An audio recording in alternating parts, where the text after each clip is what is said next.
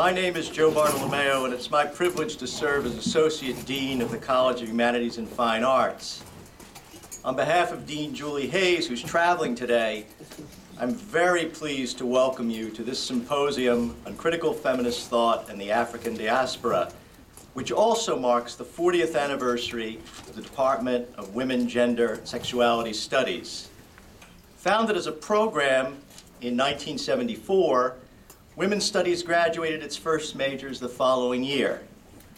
In 1996, it instituted the Graduate Certificate in Advanced Feminist Studies. And after many years spent as the functional equivalent of a department, it officially became a department in 2011. At the same time, it changed its name to reflect a broader range of inquiry that faculty and students had been pursuing for some time. By next fall, the faculty should number 10, an all-time high, and the department will be well along the way to another milestone, the establishment of a PhD program. The college is immensely proud of the department's record of accomplished interdisciplinary scholarship, superb teaching, and vigorous advocacy for social justice toward people of all genders, races, classes, and orientations. We're also very proud of the department's chair, Laura Briggs, whose most recent book, Somebody's Children, The Politics of Transracial and Transnational Adoption, was awarded the James A. Rowley Prize by the Organization of American Historians. So please join me in welcoming Laura Briggs.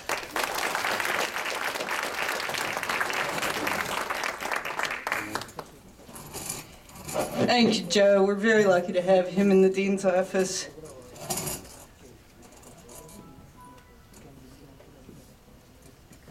Thank you. And the other thing that Joe didn't tell you is who blurbed my book, which is Dorothy Roberts, one of my heroes, which was absolutely made my whole life. I want to start here by thanking Alex Deschamps, Martha Balaguerra, and all of the volunteers who are sitting out at that table. Will you join me in giving them a warm welcome? They've done incredible work to get us all here and to help us plan this extremely exciting day. And I'm extraordinarily grateful to all of them. So last night when I got home, my 3-year-old greeted me at the door, all excited because he had found a book at the library about Martin Jr. King and the buses. And as he buzzed on and on about it, he told me about the unfairness about the buses and the walking and the marching, and his sincerity and his earnestness caused me for once to put aside some of my cynicism about the hagiography of Martin Luther King Jr., or Martin Jr. King, and the way it's taught in preschools and elementary schools to us as a story of one leader and not of millions of people and a story of the very truncated story of the long Black freedom movement. And to pause and think about our victories, to pause and think about what it means that a 3-year-old white boy learns in preschool to be proud of the victories of the civil rights movement. And it seems to me that today, on the occasion of our 40th, or the beginning of the year-long celebration of the 40th anniversary of women's studies and women, gender, sexuality studies, that we too should pause and count our victories and not just the ways that we've also been beaten back by the conservative right or defeated in other ways by the war machine, by the work of empire and racism. This was one of the first women's studies departments in the country and was midwifed by a very active feminist movement here in the Valley, and was midwifed too by an Afro-American studies department that very much believed in the work that this department started doing, that this program started doing. And we're honored to have with us, and we'll be joined later by John Bracey and Arlene Avakian to talk about that particular history. That history of alliance and strength distinguishes this campus and distinguishes this department from many others where that's been seen as a sort of struggle for the same resources and the same turf. And what they have created, what we've created here, is a space, a crossroads where students and scholars have passed through and stayed and done amazing work in Black feminism and in so many other fields as well. In the words of Karen Lederer, our academic advisor, what we've done in this department for 40 years is sewed dragon's teeth to I'm just embarrassed Karen. That we've birthed warriors who have carried on the work, both with the undergraduate students who've been here, the scholars who've been here, and the graduate students who, since the inception of the graduate certificate, have carried on the work as scholars and intellectuals. Among its achievements has been to create a space for Black feminism, a place where intersectionality was a key word long before it was a buzzword across women's studies programs. And I think these days we're calling the work we do critical feminist thought in the African diaspora. And we're so lucky in recent years to have had the opportunity to be hiring more faculty, including Tanisha Ford and Mecca Sullivan immediately in front of me, who are doing that work. It's fitting that we are sharing this celebration with Dorothy Roberts, who's been one of the foremost scholars of Black feminism in the country, working on the continued revisions of Mary Jo Frug's Women in the Law, which sits on my shelf. I can't claim to have read it, I live with a lawyer, but nevertheless, it sits on my shelf. And Dorothy Roberts holds an endowed fellowship, professorship in sociology and the law at the University of Pennsylvania. And we're very lucky to have her on our coast now after years and years spent in the Midwest. Her work has been a mainstay of classrooms in this department and across the country, particularly in women's studies, but also in law, sociology, and countless other fields. I was realizing this morning that she is certainly the only person of whom I can say I have taught every word of every monograph she's written. And I suspect I'm not alone in that. Her work on race and reproduction, calling our attention over and over again to the centrality of race and the politics of reproduction in the long history of this country, has been absolutely critical to so many of us. She's certainly a hero of mine. I feel like I've been one step behind her, half a step behind her all along, writing about reproduction, then finding her work, writing about the child welfare system, then finding her book, The Color of Child Welfare, which critically draws our attention to the centrality of the child welfare system in propagating racism and racial terror in this country.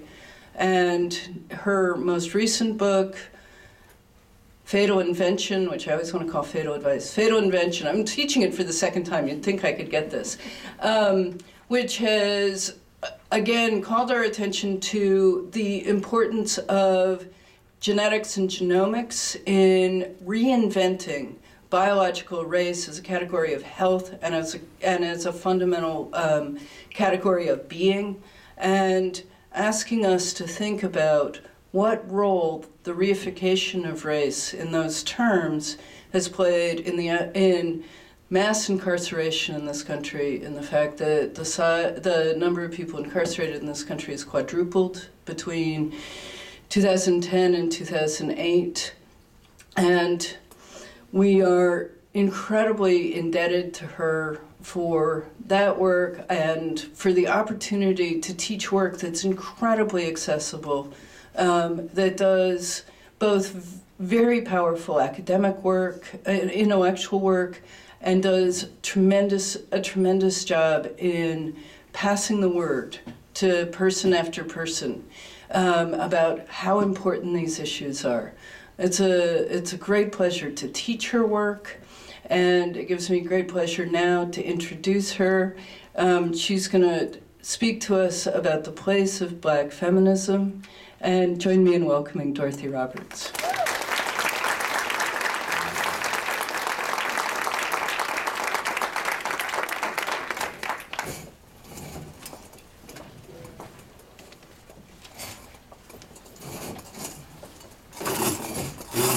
Good morning, everybody. Okay, before I start, I have to figure this out. Hopefully I'll get it right.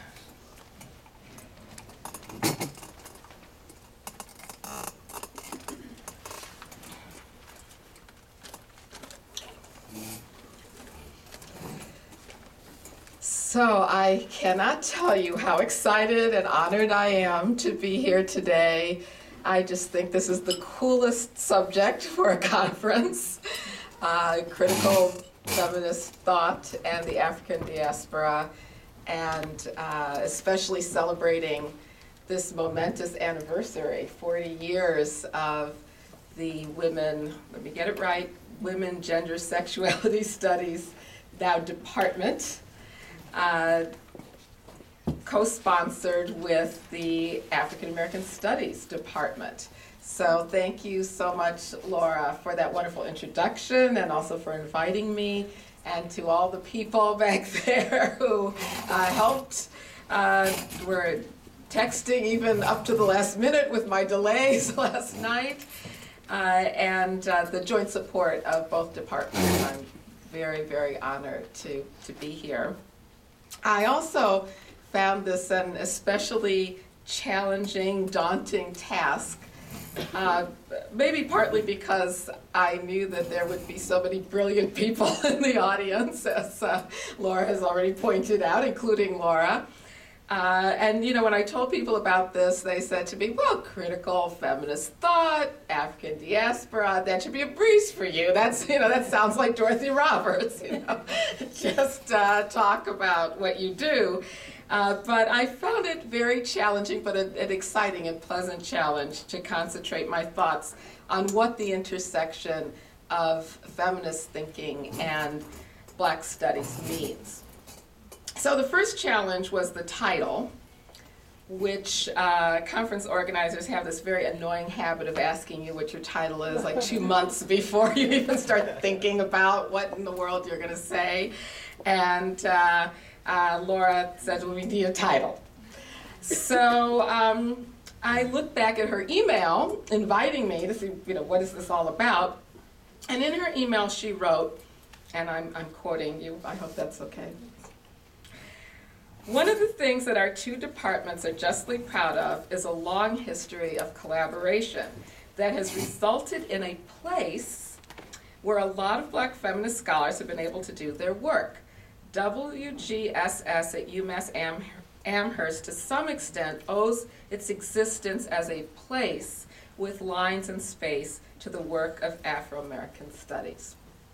So that gave me my title, which became my guiding theme for what I want to talk about, the place of Black feminism. I wanted to explore not only where we fit, but what we offer to feminism and Black studies and beyond, to all critical thought and politics, and to our understanding of human freedom more broadly. And of course, this is just a way maybe of organizing the work that everyone in this room has been doing. A basic premise of feminist thought is that our place in society affects our standpoint and our politics. First slide. As 25-year-old Angela Davis observed in 1969 in her first and only lecture, before she was fired as acting assistant professor of philosophy at UCLA, The lives of African-descended people, quote, have exposed by their very existence the inadequacies not only of the practice of freedom, but of its very theoretical formulation in the United States, or in Western philosophy she was referring to. In that talk, she relied on Frederick Douglass's narrative, but she and other Black feminists, including Paula Giddings, and I'm so honored to have her sitting right here in front of me, have applied that insight to the central place of African-descended women in particular. My thoughts on this question generated three relationships that I want to organize my remarks around. The place of Black feminism is located in its insights on the relationship between the biological and the political, the relationship between the intimate and the institutional, and the relationship between the local and the global. So the biological and the political, the intimate and the institutional, and the local and the global. Probably the most recognized place of Black feminists is located in relationships. As Sharon Smith recently noted, Black feminists since the time of slavery have developed a distinct political tradition based on a systemic analysis of the interlocking oppressions of race, gender, and class. And as Laura referred to, it's now, intersectionality is now so familiar, it's sort of a buzzword, but we have theorized it and named it this set of relationships, intersectionality theory. Because we often find ourselves out of place in single-focused analyses, organizations, and struggles, we're drawn to the intersections, to the relationships of identities, of systems of power, of political movements. I probably don't need to educate this audience on intersectional analysis, but let me remind us and honor the pioneering work of the Combahee River Collective, whom I see as the mothers of current intersectionality theory, taken up by more contemporary Black feminist scholars such as Kimberly Crenshaw and Patricia Hill Collins. The opening paragraph of their 1977 statement, it's so remarkable, this is 1977, right? I think it says it all. We are a collective of Black feminists who have been meeting together since 1974. The most general statement of our politics at the present time would be that we are actively committed to struggling against racial, sexual, heterosexual, and class oppression. And we see our particular task, the development of integrated analysis and practice based upon the fact that the major systems of oppression are interlocking. The synthesis of these oppressions creates the conditions of our lives. As Black women, we see Black feminism as the logical political movement to combat the manifold and simultaneous oppressions that all women of color face. It says it all, doesn't it? So I will resist the temptation to sit down now, right? Or just read the rest of their statement, which you all can look it up and read it. Don't compare it to what I have to say. It will pale by comparison, my statements. But let me go on just a little bit, because the statement's description of the genesis of contemporary Black feminism is a good way to seg into the first relationship I want to talk about, the relationship between the biological and the political. It states, Black women have always embodied, if only in their physical manifestation, an adversary stance to white male rule, and have actively resisted its inroads upon them and their communities in both dramatic and subtle ways. So Black women embody a political position. That's what they said in their statement. Race and gender themselves are categories, biopolitical categories, that are foundational to the U.S. social order. Race is a system of governance that classifies human beings into a political hierarchy based on invented biological demarcations. U.S. biopolitics, the state's power to control the life and death of populations, relies on classifying people by race. Sex oppression also relies on giving political significance to biological differences, whether real or imagined, between men and women. And though that giving of political significance to difference is inextricably tied to the differences we see of race. Though often left out of analyses of US biopolitics, Black women's bodies have been absolutely crucial to this relationship of race, gender, biology, and power. From the origins of the US state in slavery to the present day in which anti-Black racism, sexism, and state violence support a neoliberal regime of inequitable economic, social, and governance policies. In particular, laws and policies that punish Black women's sexuality and childbearing are the linchpins of a racial biopolitics that spans these regimes.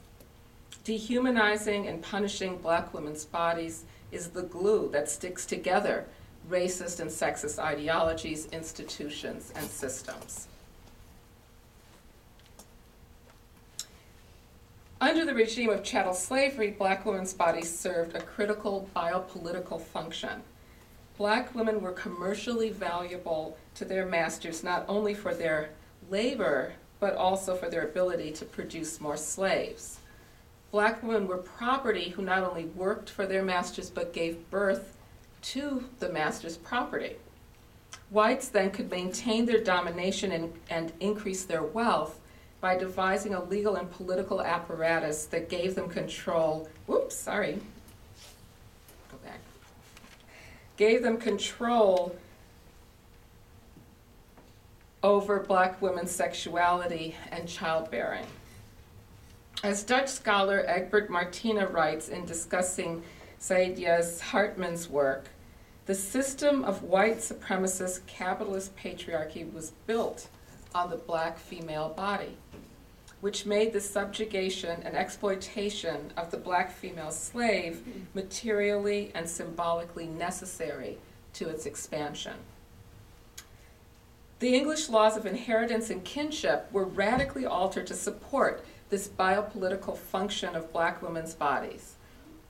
And I think this is one of the most powerful examples of how racism and sexism affect even the most powerful laws that white men have created to protect their property. They will change it, if racism and sexism requires it. So of course, for centuries, the inheritance is through the male line. That's just a basic premise of European patriarchy, Western patriarchy. But that was changed in 1662 in Virginia, when the colonists passed a statute that gave children born to slave mothers and fathered by white men the status of their mothers, so they could be slaves. And the idea, the powerful idea that a wealthy white man would want his children to inherit his property, whether it's political or commercial or by some love maybe even, that would just be completely severed so that his children could be his slaves. It's just one of the most powerful examples of the power of racism. And how it works, with reproduction, with patriarchy and sexism. The essence of Black women's experience during slavery then was the brutal denial of autonomy over their reproduction, dictated by their master's economic and political stake in their reproductive labor. The sexual violation of enslaved women and girls also set a lasting foundation for contemporary notions of Black female sexuality. One of the most horrific aspects of slavery's ownership of Black bodies was enslaved women's experience of sexual exploitation and assault by their masters. The institution of slavery created for slaveholders the possibility of unrestrained sexual access and control.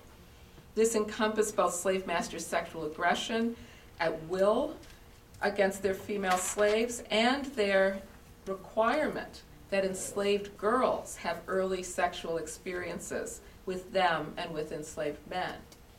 The law didn't recognize the rape of black women by any man.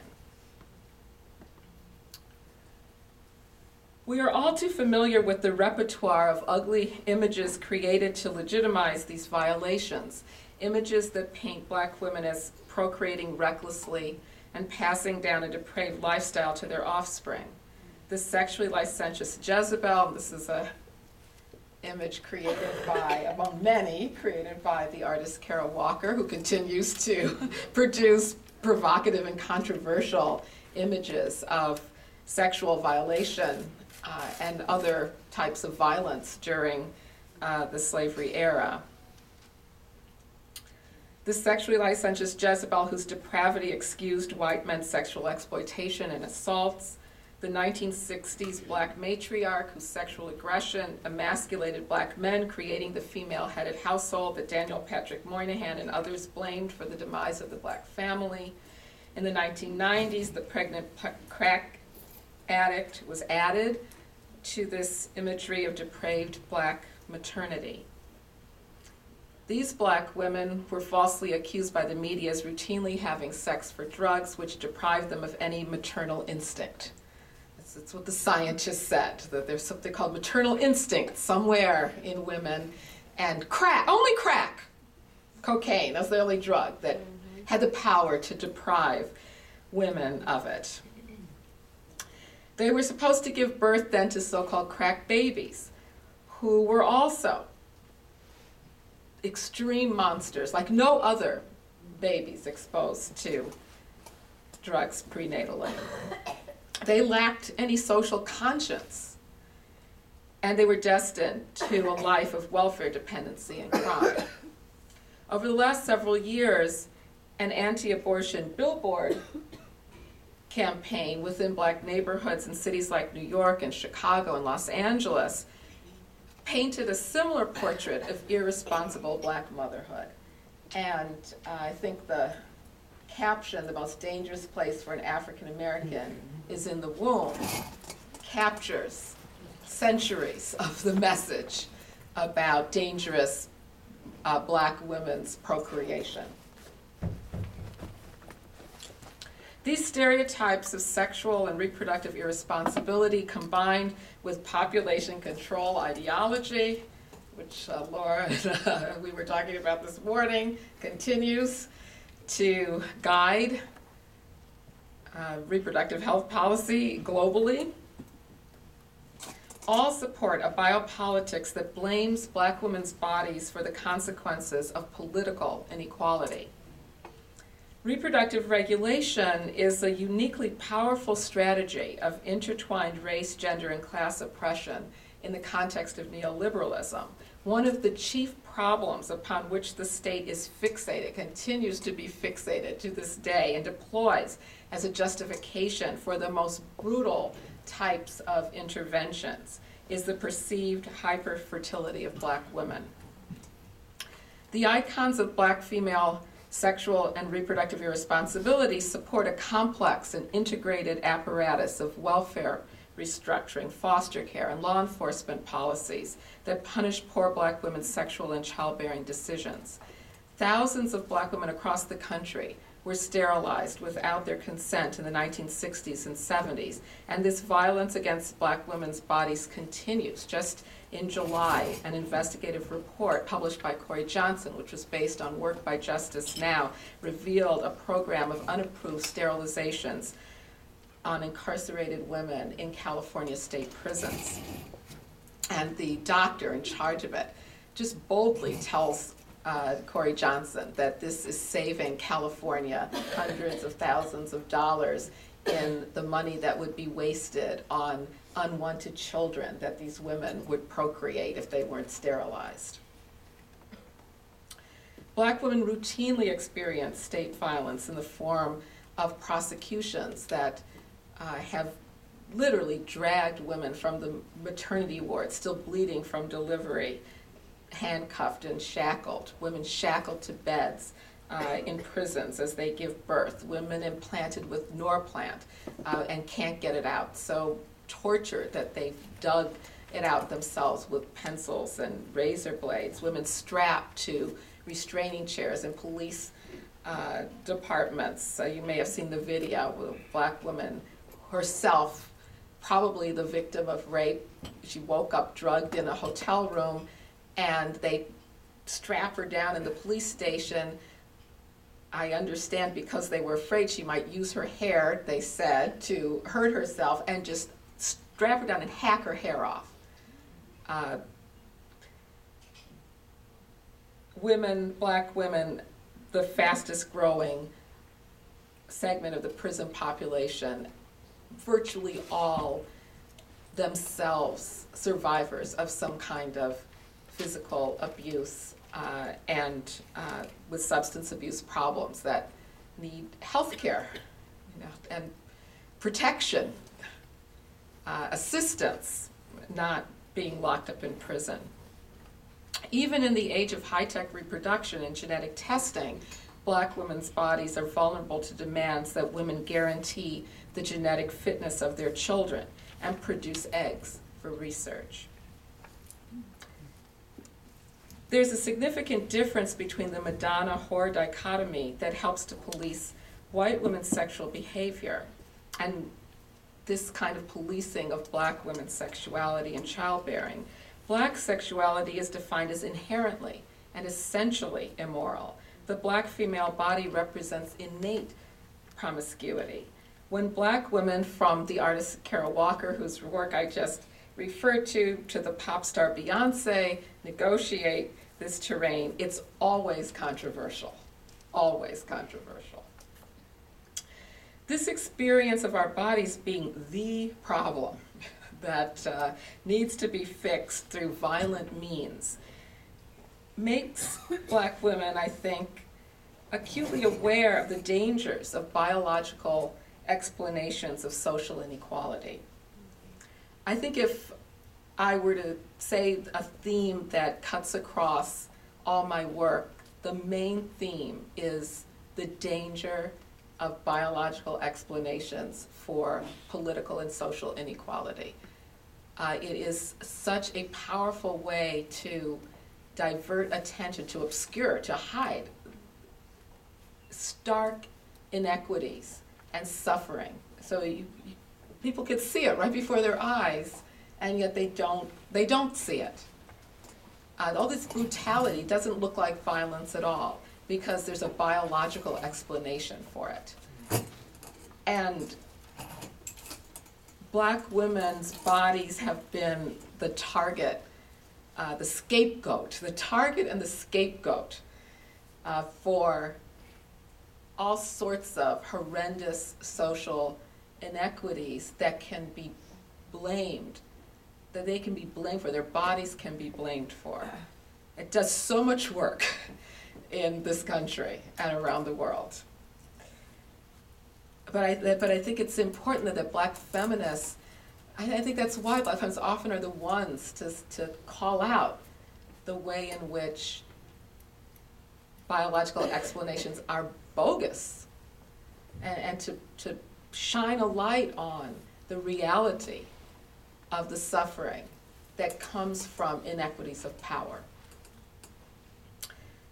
Also, black women across the country are organizing for reproductive and sexual justice and reinventing the paradigms that break from tradition.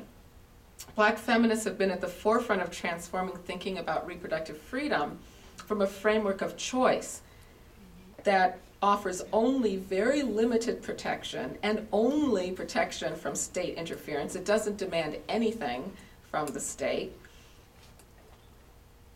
and only for the most privileged women, and replacing that with another paradigm of reproductive justice. Black feminists for reproductive justice came out of movements against violence and against sterilization abuse as much as abortion rights, and out of grassroots organizing as much as professionalized reproductive rights organizations. Reproductive justice places reproductive health and decision-making in its social context of racism, sexism, homophobia, and economic oppression, and sees the fight for reproductive rights as part of a broader struggle for liberation. In 2011, Sister Song Women of Color Collective for Reproductive Justice held a national Let's Talk About Sex conference in Miami that brought together hundreds of black women and other women of color to discuss strategies for contesting these repressive policies and building our own vision of sexual and reproductive freedom. And as for those billboards, Sister Song and other reproductive justice organizations launched a campaign called Trust Black Women to counter the message that black women, that our wombs are dangerous and that we need to be regulated, whether by the black church or by the US government, by the right wing, that we are fully capable of making decisions for ourselves, for our families, for our communities. Another approach that's been less explored is using our bodies as, and I mean less explored by academics, less theorized, let's say, as using our bodies as radical sites of protest and means of resistance against these embodied forms of oppression. In Killing the Black Body, I wrote about how enslaved women resisted reproductive oppression by creating various methods of abortion, sometimes using medical knowledge they brought from Africa. A couple days ago, I had a fascinating discussion with a senior, college senior at UT Austin from Nigeria named Kanyensola Obayan, who's applied to Penn's Africana Studies PhD program. Oh, and by the way, I'm also a professor of Africana Studies, so my title, yes. My fancy title doesn't include that, but because I added that on once I got to Penn. So anyway, she's this student who's applied, and she made it to the third round, so I called her up to interview her about her senior thesis, which is about a protest organized by the Niger Delta women in 2002 against Chevron Texaco. The multinational oil corporation was responsible for the environmental decimation of the region that damaged their livelihoods and their health and the health of their families. And they drew on a gendered cultural tradition in Nigeria of standing naked in their protest against the corporation's actions. And she's interested in exploring other ways in which black women literally use their bodies as a form of protest. Okay, so that's the biological and political. The next relationship I want to look at is the inextricable links between intimate and institutional oppression and resistance that black feminists have focused on and made a central part of resistance strategies. As I've been talking about, black women are survivors of both private and state violence, and as childbearers and mothers have experienced intensive and brutal state intervention in the intimate realms of their lives. Focusing on the regulation of black mothers brings to the fore, as Laura mentioned, the child welfare system as a critical institution of social supervision on par with prisons. And I think it's really only black women who have really noticed that this is a form of political oppression. I mean, and Laura, I'll give you props for your book. But at the forefront of saying, hey, look, this is a problem. I think black women have highlighted this. Why? Because it's their children who are making up the disproportionate numbers in these systems. Both the prison and foster care systems are marked by glaring race, gender, and class inequities. Women in prison are disproportionately black mothers who were primary caretakers of their children, and children in foster care are disproportionately taken from black single mothers. Even though they represent only 15% of the nation's children, Black children compose about 30% of the foster care population. The multi-billion-dollar foster care apparatus, which entails extreme disruption and surveillance of Black mothers, is an important part of the institutional justification for the hardships faced by struggling families under neoliberalism. Again, it's not because of class oppression, racism, sexism, it's because of those bad Black mothers. And that's why their kids fill up the ranks of foster care. Little attention has been paid to the political function of the massive removal of children from Black mothers by state agencies. This racial disparity reflects actually a political choice to investigate and blame mothers for the cause of startling rates of child poverty and other forms of disadvantage, rather than to tackle their societal roots.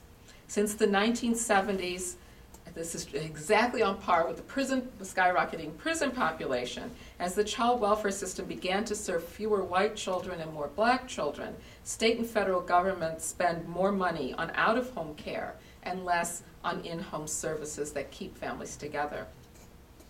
Examining the intersection of welfare, prisons, and foster care and the systemic punishment of Black mothers illuminates and augments criticisms of the neoliberal punitive regime that marginalizes problem populations. Black and other women of color feminists have developed a sophisticated analysis of state protection and state punishment that moves beyond victimization to resistance.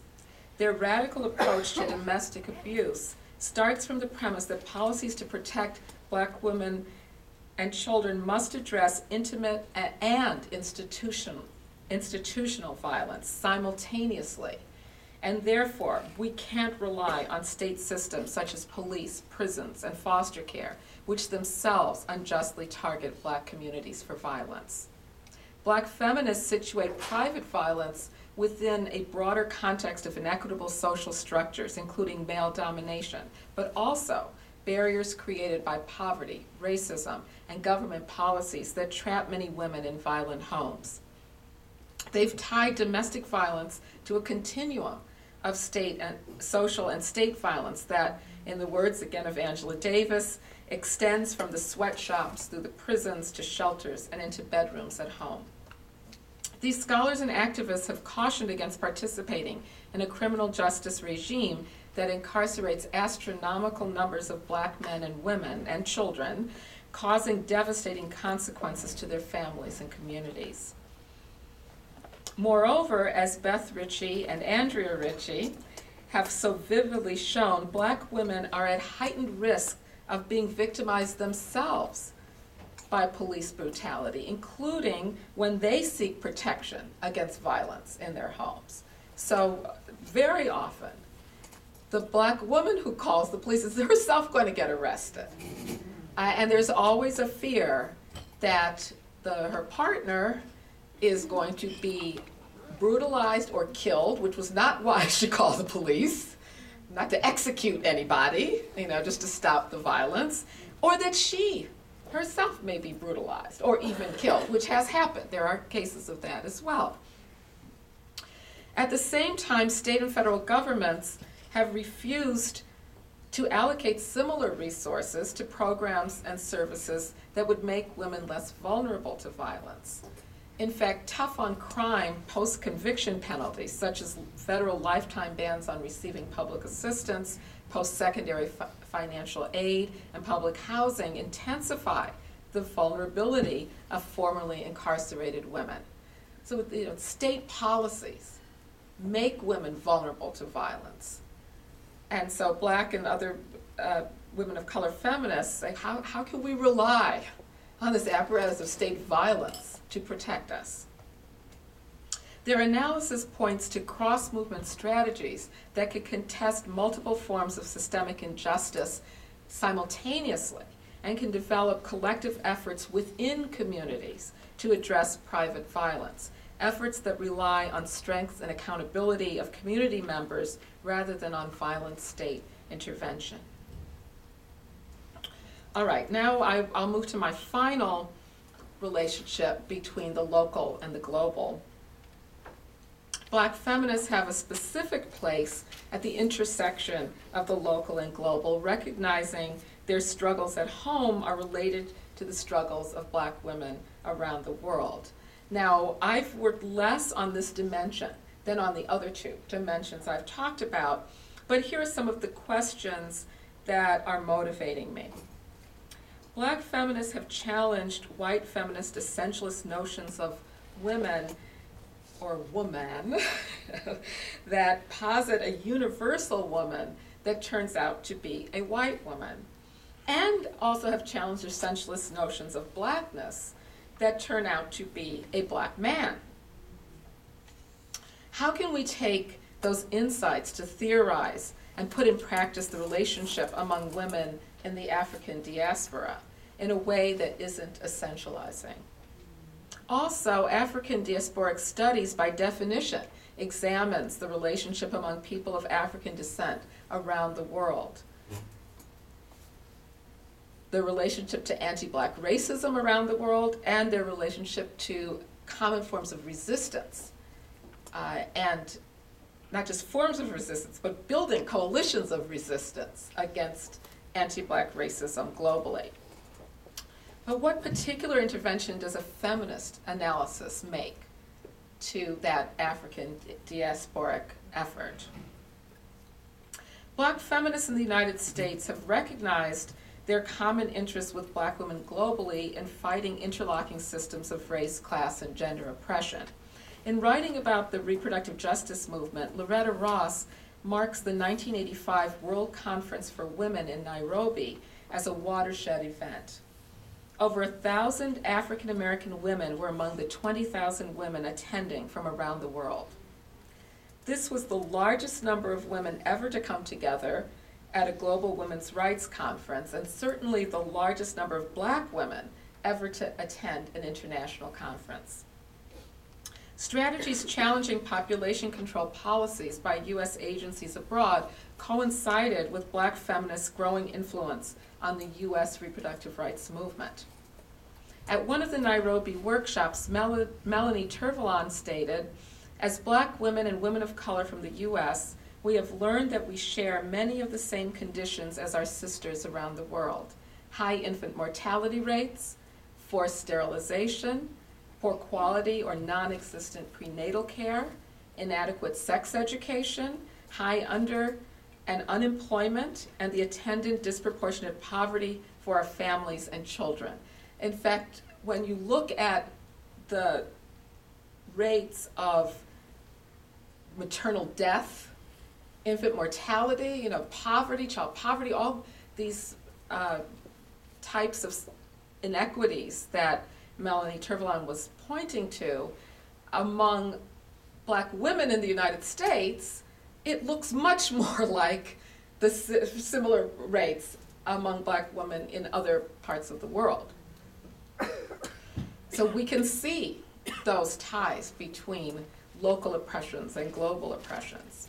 The speech symbolized not only how reproductive justice had become central to Black women's political work in the United States, but how it connected us to Black women globally. Those are just some of the ways that Black feminists have found ourselves in particular places and have created a place at the intersection of the biological and political, the intimate and the institutional, the local and the global. And I know that many people in this room have other relationships and other places that they can talk about and will talk about today. I think that this work can help us find our way to a place of freedom, equality, and justice. Thank you. See you later. Now what's up,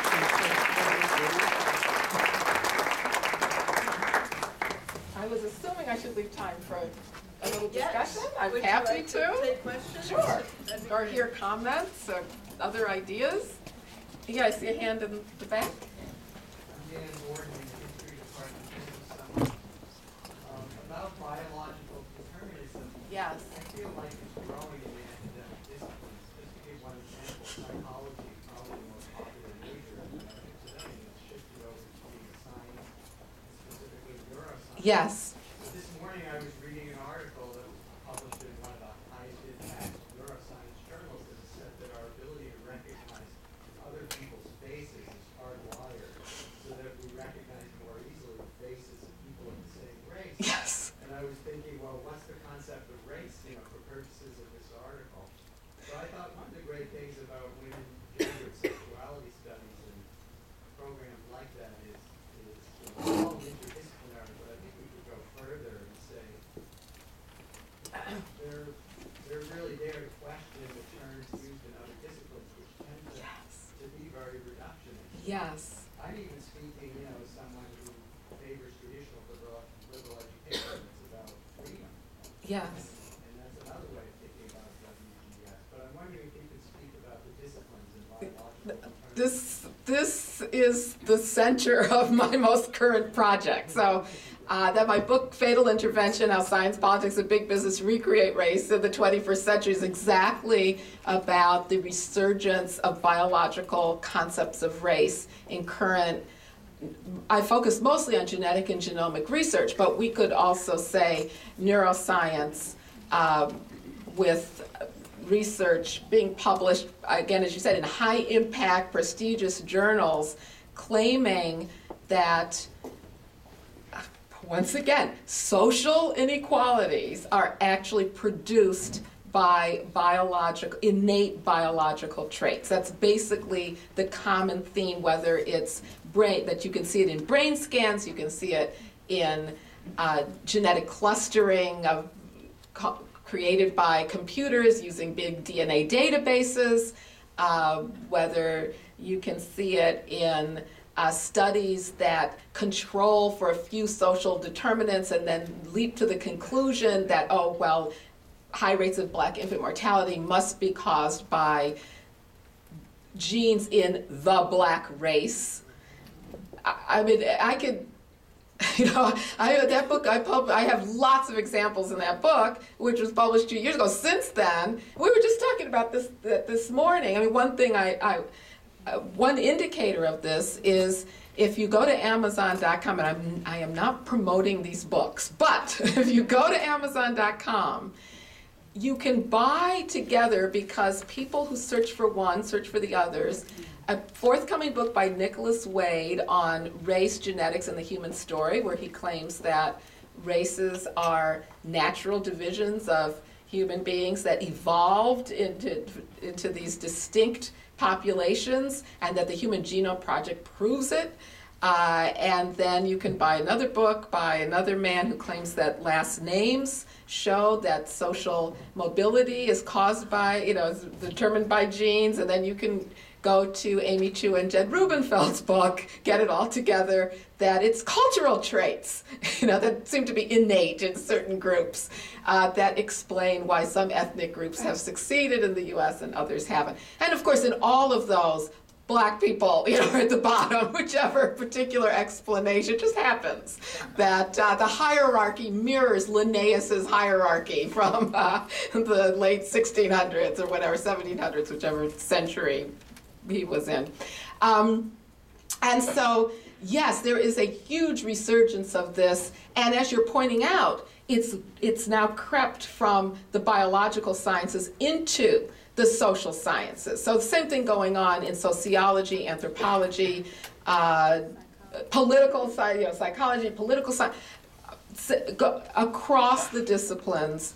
And it is, I think, one of the most frightening trends of our time. And we all should be concerned about it. And I absolutely agree with you. That's why I made my first relationship, the biological and the political.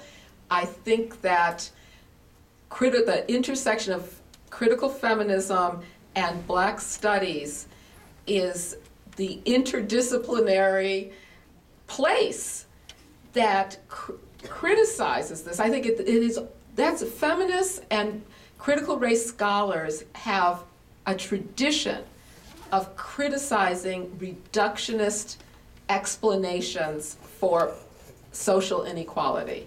I think that's at the heart of what critical race theory and feminist theory is all about. And joined with political movements that resist and contest and envision other ways of thinking about human beings.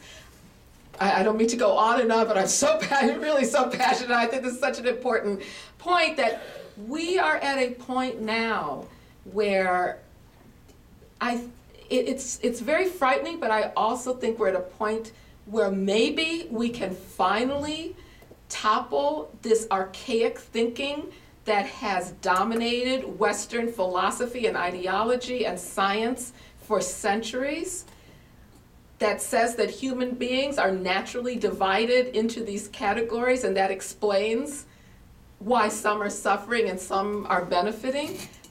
We need a new vision of human beings and human freedom. I mean, it sounds very bad, but we really need a radically new one.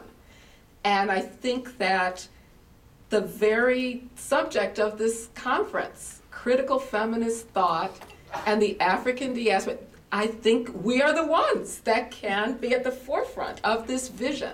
And let me just put out a plug while I'm at it, that I have started at Penn, a program on race, science, and society, this is the mission. And I don't want to debate whether race is a natural category. I'm sick of that debate. It is not. We know that. The evidence is there scientifically, but historically. Okay, we know it is not. I want to say, what is the new vision? How are we going to put it in place? And I've organized a conference April 11th at Penn. The Future of Race and Science, Regression or Revolution. And I'm calling for revolution. And I hope that many of you can be there. Okay, yes. Hi, I'm Brittany Cooper. Hi, Brittany. I have a follow-up to this. Sure. Because I think some of the newer arguments that I'm reading are Yeah. not that there's a genetic basis for race that produces social inequality, but the opposite. That social inequality is trauma, right? Yes. It's constant exposure to stress and Yes. trauma Yes. is like actually producing Yes. genetic mutations Yes. and all kinds of diseases. So that you become a race category, not because of blackness, right, but because Right. of Yes. trauma. And so there seems to be Yes. really good work from social epigeneticists about this. So I'm Yes. interested kind of in what you're thinking. Okay. So, yes, I would say both are going on.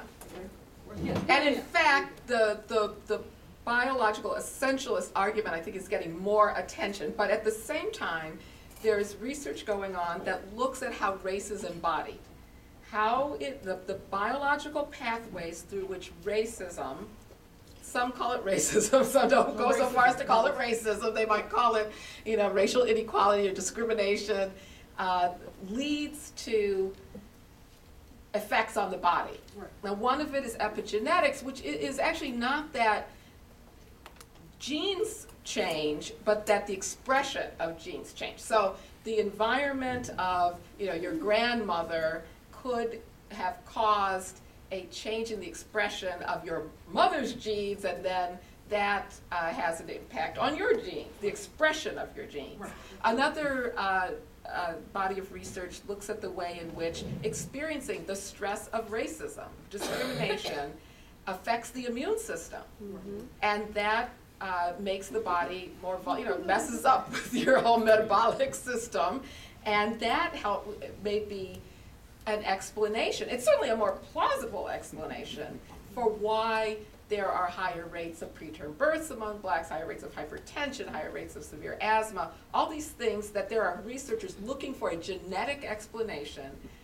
The epigenetic or the stress explanation seems more plausible. Now, I do have concerns.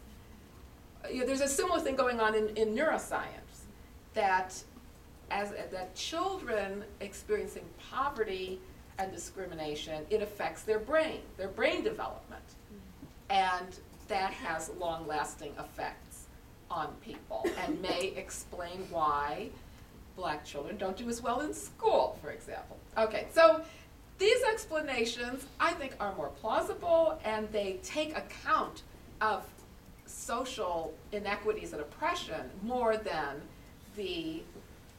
what I think is just completely bogus arguments stemming directly from genetic difference, creating these inequities. But the concern I have is that they can sound as if these are durable, well, actually permanent. I've suggested to one writer that he used the word durable instead of permanent, but permanent disadvantages that are embodied that then can still be a reason to treat the people who are, unfortunate victims of these biological processes, but, if they've been scarred from childhood by poverty and can't do as well in school, then maybe they should be put in different classes. Now, the researchers who are really concerned about the injustice of this will say, no, the reason is that we direct positive interventions to the people who already have experienced these biological injuries and also prevent this from happening in the future. But, the science itself isn't going to do that. It's how is it interpreted? What are the responses? And so often the response is a pharmaceutical response. It's, well, their needs are expressed this way because of social inequality, but we're not going to clean up the environment, are we? We're not going to end racism anytime soon. So, but lo and behold, there is a drug that can target this particular biological problem in this particular group. And by the way, race-specific medicine has already been approved by the FDA. It is in development right now. And so that's my concern, that there has to be a political movement that shapes the way this research is being done and is interpreted and is addressed, just like the research is being shaped by an ideology now. It's going to be shaped by some ideology and some politics. And I think we can't just leave it, but think that better research is going to solve the problem. Thanks. Looks like a hand. Yeah, I have a question.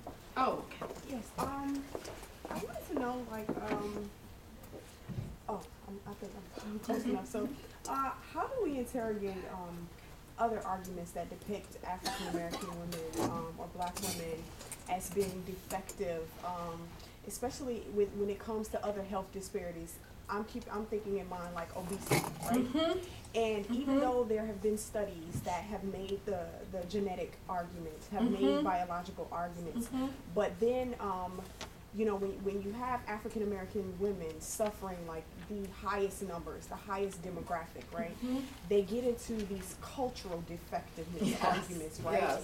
And we have high self-esteem, high body, images of ourselves, and how being large is something that's socially accepted in the Black community. Yeah. So how then are we to interrogate these cultural arguments of effectiveness when it gets beyond just being a cross between biological and political to being cultural and political? Yes. Well, it's a combination of culture, biology, and politics, because it's still a cultural approach to a physical, or what's perceived as a physical issue. So I think that sometimes it's hard to distinguish between the cultural and the genetic explanations for any particular social phenomenon or inequality when the way that the issue is framed is what's wrong with the traits of that group, whether it's cultural traits or biological traits or genetic traits. It is a focus on the problem in the group that's described as inherent in that group, as opposed to looking at what is the broader political, systemic, structural context that has created whatever this issue is we're looking at. So when we talk about obesity, there are just so many aspects of it that have to be interrogated. You know, what are the standards for obesity? I think they've changed, you know, just in it seems like every year or so they change. I mean, this is something that I've learned so much about working on my latest book, is that the very standards incorporate race. Yes. The medical standards. So for example, there's a myth that came out of the time of slavery that blacks have lower lung capacity. That has been inherited generation after generation to the present day, so that there still is, medical students today are still taught black people have lower lung capacity, and the device that measures it, the spirometer, some versions of it literally have a button called race that the technician has to push and put in the race of the patient, and then it corrects. For black, it's called, this is the official term, it's corrects for black race, because black people have lower lung capacity. So the very standard of what is considered normal lung capacity is shaped by race. This is true about lots of the tests, medical tests. And so the very question of what is normal weight, what is obesity, you know, and of course gender comes into this as well. You know, so the very standard is shaped by politics and ideology and culture. The standard itself, you know, before we get to who meets it and who and how to change, how to get people to meet that standard.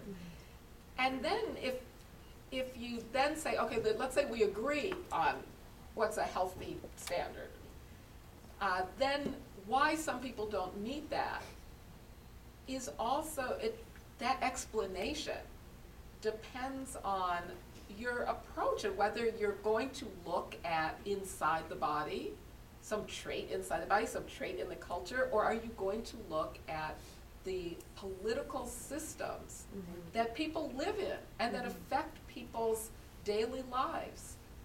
You know, just simple things like, are there parks, you know, in the neighborhood? Is there fresh food in the neighborhood? What kind of working conditions are people working in? You know, things like that that affect nutrition and the types of food people eat and exercise and things like that. And then finally, whatever intervention you decide, or you know, policymakers decide is important, is shaped by that question. How, both by the standard, but also who meets it, how you determine who meets it and why. And then, in addition to that, there's the question of who is going to make these decisions? You know, is it going to be somebody in the U.S. Department of Agriculture, whatever department, but that might be it. I'm not really sure. Lobbyists. Pardon me? Some lobbyists. Right, the lobbyists. Because, right, in this country, what really matters is, you know, the farm business is going to have something to say about what is determined healthy food. You know, like it's corn in the United States because corn is so important. Or is it going to be us in our communities that decides? And that decides also the ways in which we are going to be healthy, what it means to be healthy and well. You know, I'll put out another plug. I'm the chair of the board of the Black Women's Health Imperative, the only national organization devoted to improving the health of Black women and girls. And these are the kinds of questions that we work on. How can, and this comes out of the Black Women's Health Project founded by Billy Avery, you know, who, you know, pioneer in Black women taking control of their own health, beginning to meet in, you know, in women's homes to talk about self-care. And that's a very different approach. I'm not saying, I mean, we have now turned into a national policy-oriented organization with our roots in grassroots organizing and trying to negotiate those very different approaches. So I think policy is important, it affects lots of people's lives, but we also have to come together within our communities to create our own standards, our own tests, our own forms of resistance and forms of creating healthier lives for ourselves. But again, recognizing, I would say we're entitled, we're entitled to state support for all of this. Mm-hmm. But on terms that aren't controlling and violent. Sure. I'll let you pick, because yeah, I see, okay.